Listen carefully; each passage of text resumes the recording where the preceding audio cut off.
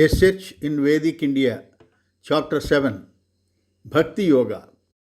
Ramachari, one of the administrators of the Krishnananda Mutt, told them that they could meet Swamiji once he completes his afternoon rest. He has also been following the discussions between Albert and Swami. Although Westerners are not new to the Mutt, Albert's questions were different and that puzzled him. Before visiting Swamiji, Vimala and Albert had an interesting discussion in the morning. The concept that if one worships Sriman with devotion, one would attain Vaikuntha and remain as part of Sriman, though slightly different from our concept of heaven, it is still based on belief and therefore does not answer our question, said Albert. This Mutt is based on Ramanujacharya's philosophy called Visishta Advaita. Madhvacharya proposed a slightly different concept, said Vimala. What is the difference between the two? Asked Albert. In both philosophies, one would achieve Vaikuntha, the abode of Vishnu, with worship and devotion. In Ramanuja's theory, even after liberation, one would remain as part of the Lord. In a way, it is unity in diversity. In Madhvacharya's concept, God and individual are always distinct from each other, even in Vaikuntha. So both are based on belief. Besides that, I have not understood the idol worship. How could an idol be God? Asked Albert. Let us see what Swamiji says, said Vimala, getting up to go to the meeting hall. On meeting Swami that evening, Albert asked him the same question. Swamiji, yesterday you worshipped the Krishna idol for so many hours. Could you please explain that? Asked Albert. How do you pray to God? Asked Swami. We pray to say, O God in heaven, please give me my daily bread. Please forgive my sins and others' sins. We pray to the Lord with obedience.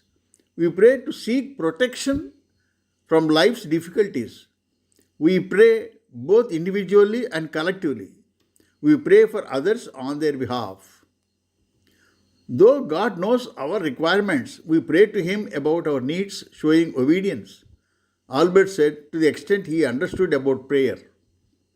More or less, we also do the same, but for us, God is not just in heaven, but omnipresent, in the sense that He is present everywhere. But I am unable to comprehend idol as God, said Albert.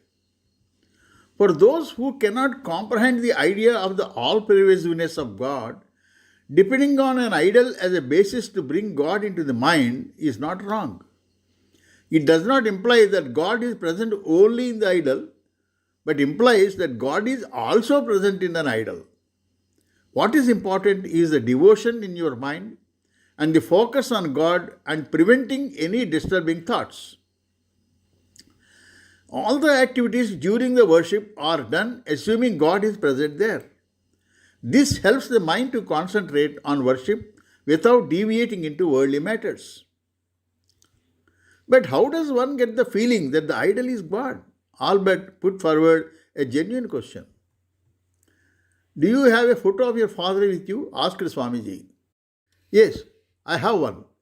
He took out a photo of his father from the wallet.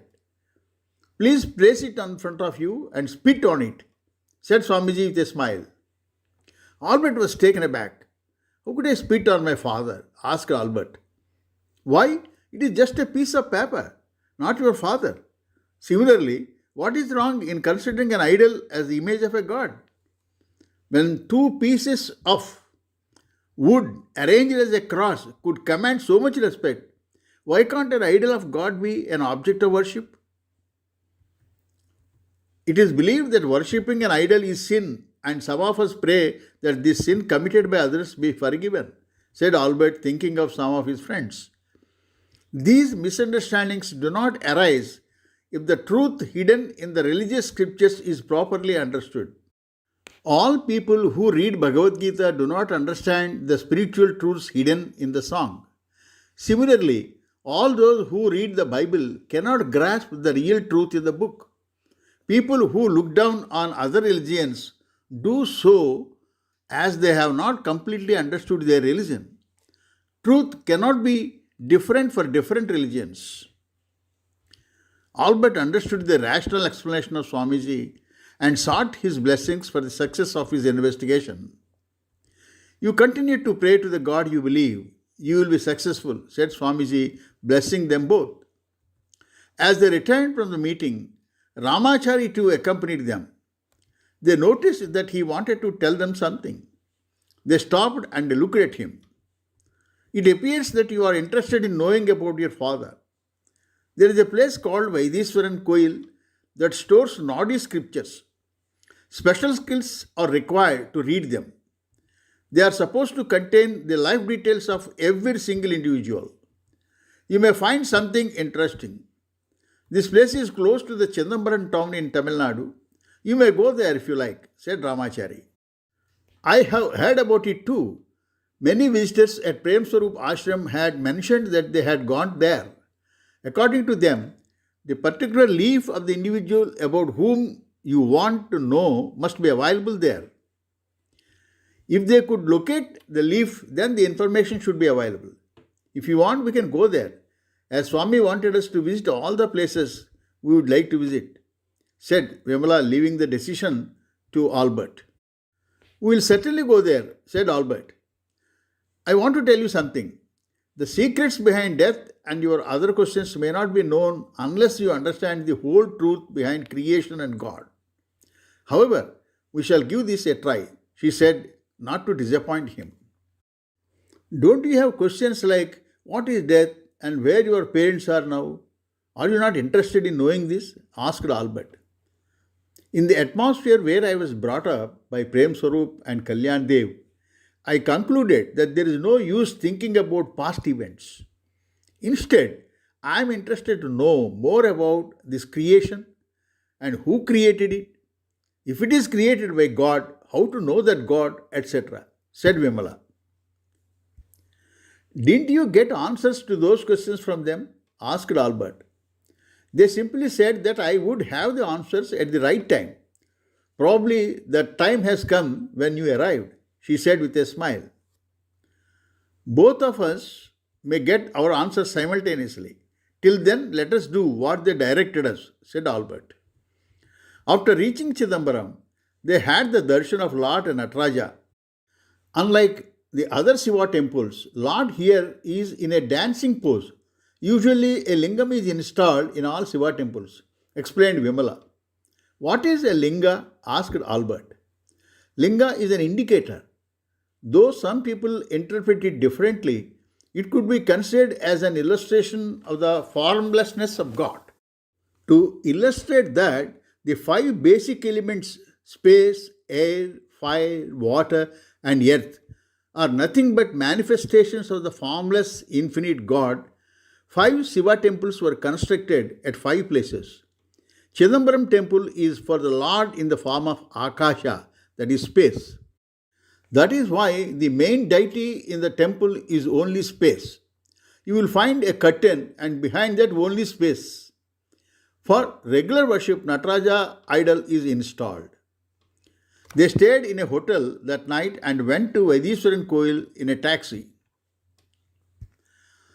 In the temple street, they saw several signboards advertising several Nadi predictions like Bhrigunadi, Agarsya Nadi, Vasishtha Nadi, each named after great rishis. They selected one and entered the office building. The manager in the office asked them about the kind of information they were looking for, and Vimala explained to them what they were looking for. The manager told them how much it would cost them.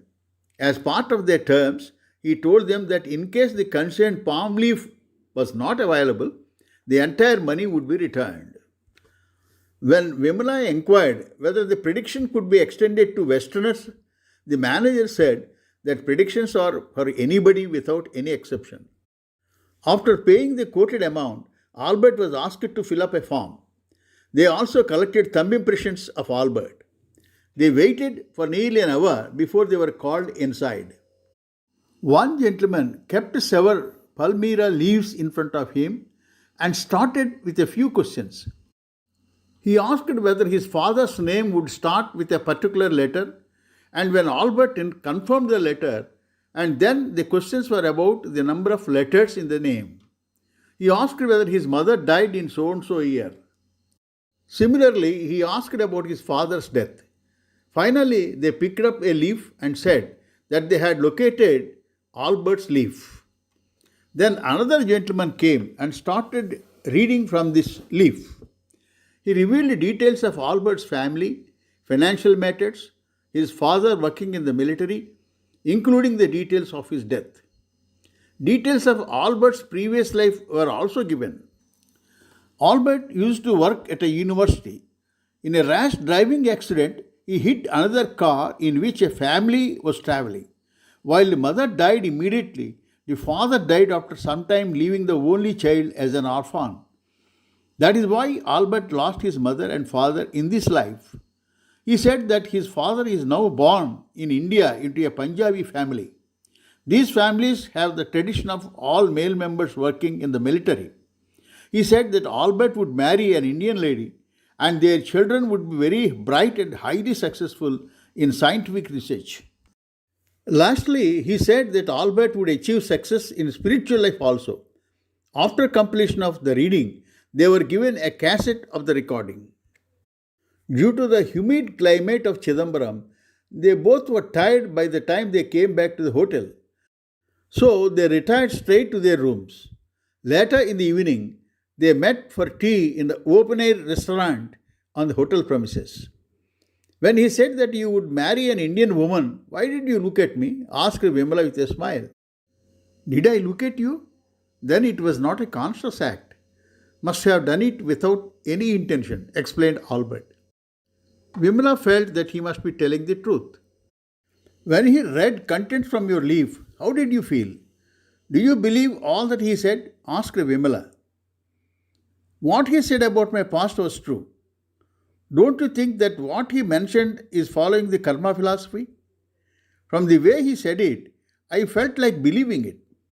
But whether I should believe what he said regarding the reincarnation of my father and my future is a big question, said Albert. Are you satisfied with the outcomes of your search so far? Asked Vimala again. In a way, I should say no, as most of the things I found out so far boil down to belief. If I were to base my satisfaction on belief, I could have accepted what the Christian priests have said and kept quiet, said Albert. Even for not believing, there does not appear to be any reason, is there? Asked Vimala. But one thing is bothering me. Do you remember what Swami Krishnananda said? In the relative world, it is impossible to find only one cause for any effect, and any investigation would end in infinity. From that, it should be impossible to predict the reincarnation of any person. In such a case, how could Nadi predict my father's reincarnation? I am not comfortable with that whole concept, said Albert. But Nadi scriptures may reveal only what human intellect cannot predict. In that area, I feel only Prem Sarup can help you, said Vimala. You could have told me at that time, why are we taking on these journeys? Asked Albert. You are forgetting one thing. You should be ready for any outcome. He suggested the journey only to serve that purpose. Yes, I agree. I forgot about that aspect, said Albert, looking at Vimala appreciatively. A gentleman who was listening to their conversation from the next table came to them and inquired whether they had been to Vaidiswaran Koil. Yes, sir, we visited this morning, said Vimala. My name is Vizian. I went there too.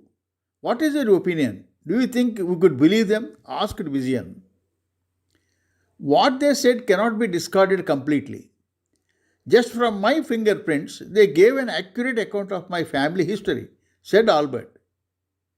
Oh, that information. Other than fingerprints, did they ask you to fill any forms? Asked Vizian. Yes, I did fill a form, said Albert, recollecting. Did you give them information like date of birth, place, and time of birth? Asked Vizian. Though not the time, I remember to have given all the other information you had mentioned, said Albert. Therein lies the secret.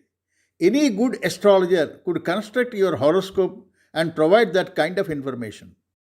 As to the reincarnation details, taking into account the happenings in this life, one could easily weave something according to the karma philosophy, said Vizian. Then do you think that is all fraud? Asked Albert. We cannot say the whole thing is a fraud. For some people, they have given accurate information that astrological charts do not give. I have come here based on that, said Vizian. So there is no use from these exercises? Asked Albert. Everybody has some curiosity to know about the past and the future of their lives. If anybody comes forward to reveal them, they do not mind spending some money. What would you like to know specifically? Asked Vizian. Albert talked about his quest briefly. Hearing that, Vizian said, your questions relate to deep spiritual matters. But if you have any problems, you could visit Siddheswari Mutt in the town of Kurtalam. When he said that, Vimala thought of Narahari. Narahari is one of the orphans in Prem Swarup's ashram, who was brought up along with Vimala. He has been suffering from epilepsy for a long time. Whenever he has a fit, it makes him weak and it takes some time to become normal. Though Ashram Hospital has been treating him, he is not yet fully cured. Prem Swarup would say that the time has not yet come for it to be fully cured. Since Swamiji said that we could go wherever we wanted, why not visit Siddheswari Mutt? Thinking in this way, she asked Vizian, should the affected person go there himself or can someone else go on his behalf? What kind of problems would be addressed there? When all our efforts fail, some people take the help of the science of mantra. One could attempt at addressing problems that medical science cannot solve. It appears that many people did benefit, though one cannot presume that success is a certainty. The Matsya Swami neither asks for money nor expects it. It is performed purely as a service. If you want to give it a try, you can. It is just 5 kilometers from Tenkasi in Tirunelveli district. Find out first if Swamiji is in the Mutt at this time. He often travels to Guntur and Kashi, explained Vizian. He gave them the contact number of Mutt's secretary. That night, Vimala discussed Narahari's issue with Albert. I will be very happy if Narahari could get some sort of help. Do you have any objection to going there? Asked Vimala. Her concern for another ashramite moved Albert and he agreed to visit the place. The next morning, as they were checking out of the hotel, they met Vizian, who was also on his way out. He inquired as to where they were going. We are planning to go to Karthalam, visiting Madurai along the way, said Vimala. I am going to Tiruvannamalai and if you like, you would join me. It's a little diversion though, but from there you could go to Madurai quite easily, offered Vizian. Albert liked that idea and all the three started in Vizian's car to Tiruvannamalai. On the way, Albert inquired about the importance of Tiruvannamalai. There are 3 important places in Tiruvannamalai. One is Arunachaleswara temple, built over a vast area of 100 square meters, considered to be one of the largest temples in South India. The other is Sri Ramanashramam and the Arunachala hill with a circumference of 14 kilometers. Every full moon day, lakhs of people from Tamil Nadu and adjacent states of Karnataka and Andhra visit the place to go around the hill. Many consider the hill itself to be Lord Shiva in the form of a solidified fire column. Albert was about to ask as to how a hill could be the Lord, but restrained after remembering the dialogue with Swami Krishnananda. They booked accommodations in an ashram run by the devotees of Jinnur Nanagaru. The next day, they visited Arunachaleswara temple and Sri Ramanashramam. Albert came across a notice board in the ashram where it was announced that from the next day, there would be a recital of the 4 Vedas in 4 different timings every day for 10 days. Immediately Albert said to Vimala, "Since we are here by chance at this time of the year, let us utilize the opportunity to listen to Vedas about which we heard so much." Since all the programs in the ashram start at 6:45 a.m., they reached the ashram early and attended the morning arati at Maharshi's Samadhi. Around 15 boys, most of them are below 12, recited some Vedic hymns. All the boys with shaved heads and a tuft, wearing a local dress without any upper clothes, looked cute, and Albert was astonished at their memory in reciting Sanskrit hymns. He asked a gentleman who stood nearby about these boys after introducing himself. That gentleman also introduced himself as Sri Mani from the ashram management. He told Albert that these boys were from Vedic school run by the ashram. Albert mentioned his desire to listen to Vedic recitals scheduled from that day. Mr. Mani was pleased that he was interested and invited him to stay in the ashram till the evening, and also extended an invitation to share breakfast and lunch in the ashram. When Albert expressed his desire to know more about Vedas, Sri Mani introduced him to the principal of Vedic school. The principal agreed to explain about Vedas after the 4 recitations. Albert and Vimala attended all the 4 recitation sessions. In each session, a group of Vedic scholars assembled near Maharshi Samadhi and recited from their respective branch of Vedas. Albert was astonished at the way they recited the Vedas without any reference to books, and all in unison without confusion at any stage of the session of more than 1 hour. He noticed that the tune of each recital was different and was pleasant to the ears. He learned that the scholars came from all over the country to participate in the event. The ashram management felicitated each scholar with purse and clothes at the end of all sessions. In the evening, before dinner, they met the principal in a separate room in the ashram. Albert requested him to brief him about Vedas. The Vedas represent the spiritual, intuitional experiences of the rishis of yore. Those rishis had a direct intuitive perception of Brahman. They are considered eternal without beginning and end. Vedas are eternal spiritual truths. Vedas are an embodiment of divine knowledge, said the principal. Do you mean to say that they were not written in book form? Then how do people learn? Asked Albert. They were not written, and what the rishis intuitively grasped was transferred by word of mouth through teacher and taught relationships. Only recently they were brought up in books after the discovery of printing technology. But even now, they are transferred by recitation only, as many parts of Vedas are effective only when they are recited in a particular rotation. You must have observed that when different Vedas are recited with different sound variations, explained the principal. What exactly do they contain? How many are there? Asked Albert. The Veda is divided into 4 great books: the Rig Veda, the Yajur Veda, the Sama Veda, and the Atharva Veda. Sage Vyasa was created with the division of undivided Vedas into these 4 Vedas. Each Veda consists of 4 parts. The Mantra Samhitas are hymns, the Brahmanas are explanations of mantras or rituals, the Aranyakas and the Upanishads. The Mantra Samhitas are hymns in praise of the Vedic God for attaining material prosperity here and happiness hereafter.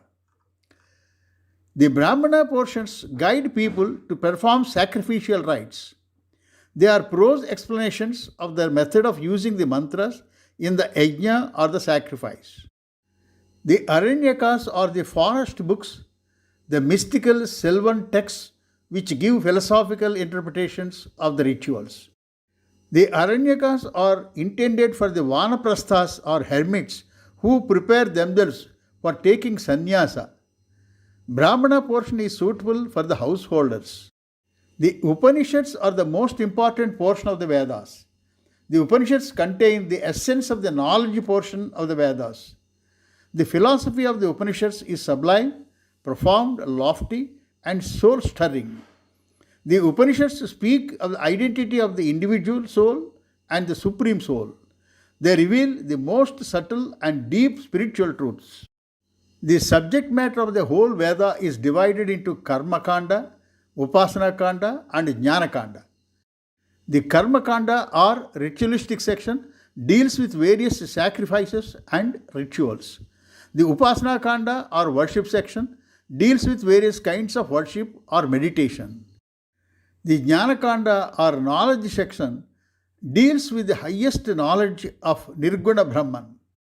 The mantras and the brahmanas constitute Karma Kanda, the Aranyakas Upasana Kanda, and the Upanishads Jnana Kanda.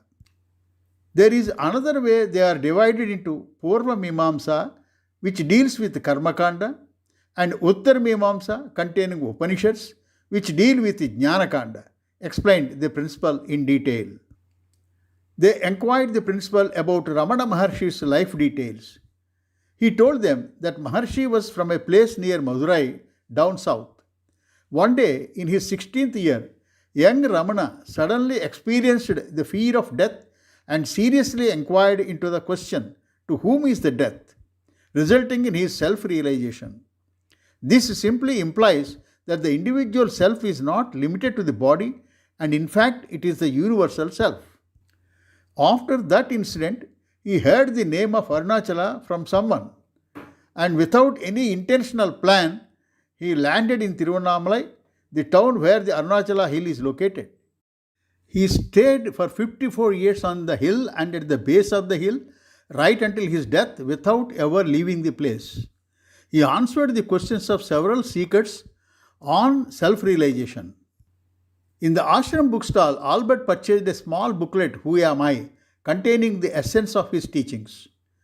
Though he read the book immediately, he could not understand how to practice the inquiry suggested in the booklet.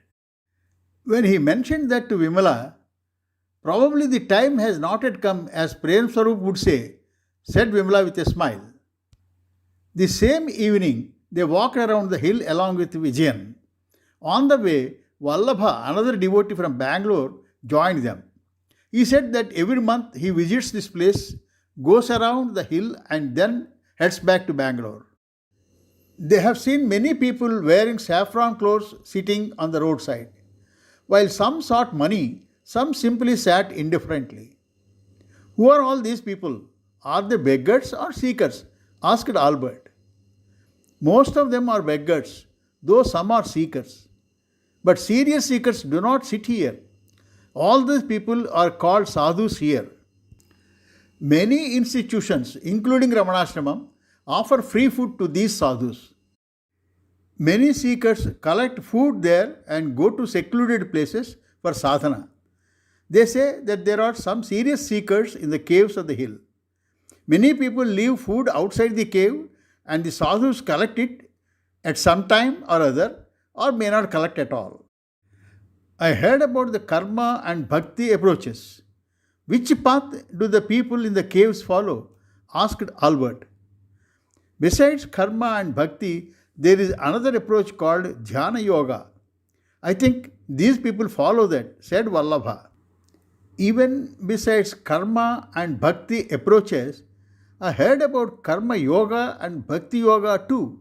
Is there a difference between these practices? If you worship God with the expectation of favorable results, then it is not yoga. If one performs actions without any specific expectations and accepts the results of his actions as divine will, it is karma yoga. Similarly, if one surrenders to the will of God and worships Him, it is bhakti yoga, explained Vallabha. These are exactly similar to the acceptance theory we had discussed, said Albert, looking at Vimala. What is that theory? Asked Vijayan and Vallabha simultaneously. Vimala explained the theory they had discussed while they were on their way to Krishnananda Mutt. Oh, that theory, the surrender theory, was rationally explained by Ramesh Balsekar and could be applied in day-to-day life. Events happen, deeds are done, but there is no individual doer. There are several lectures given by Ramesh Balsekar on YouTube, said Vallabha. Where is he from? Is he alive now? Asked Albert. He lived in Mumbai, India. He was a disciple of the famous Advaita teacher, Nisargadatta Maharaj. I Am That is a famous book of the conversations with him, and it is available on the net. Anybody could read that online, said Vallabha. What about yoga? You had mentioned that some are practicing yoga in the caves of the hill, asked Albert. Yoga is an approach where the mind is restrained and focused on a single object, said Vallabha. What do you mean by restraining the mind? Asked Albert. Controlling the thoughts that arise in the mind and focusing the attention on an object is the essential process. But it is not the practice you start with. Some steps precede this practice, such as following moral and ethical conduct, non-violence, treating others as you expect them to treat you, practicing celibacy, selecting a correct body posture, concentrating the mind on the selected object, etc. The attempt is to merge individual awareness with universal awareness. In this yoga, thoughts are controlled by force through breath control, explained Vallabha to the extent he understood. Does that yoga reveal the truth, clarifying all the doubts? Asked Albert. That I cannot say. But like karma and bhakti, yoga also prepares the individual for the path of knowledge by cleansing the mind. It may not directly lead to self-realization. That is what I heard, said Vallabha. That means it makes one eligible to realize the absolute truth, as Prem Swarup said, explained Vimala. But there is a problem with this approach. If one practices this seriously, one may acquire some powers over nature and that may distract them from their main objective, said Vallabha. What kind of powers would one get? Asked Albert. Control over nature could be in many ways. One could become small or big at will, could travel anywhere, anytime you want, etc. Saying this, Vallabha opened his cell phone and on YouTube he entered Flying Siddha in Tiruvannamalai. It opened a news clip that showed a Siddha flying away while somebody tried to photograph him. Vimala and Albert were astonished to see that. So even now there are Siddhas here, exclaimed Albert. Sharing and discussing things, they proceeded further. After a couple of miles, Albert and Vallabha halted and seated on a stone bench, waiting for the remaining two to catch up. It appears that you have a lot of information. Are you practicing any particular approach? Asked Albert. I know that of all the approaches, only the approach of jnana would lead one to the truth. I am waiting for a guru to help me with the inquiry. What about you? He asked Albert. Albert explained how he landed in Prem Swarup Ashram and what happened thereafter. Oh, you have met Prem Swarup. I have been trying to meet him for several years without success. You are fortunate to get his guidance. If you can follow his instructions, you will certainly make it, said Vallabha, getting up. Vizian and Vimala joined them.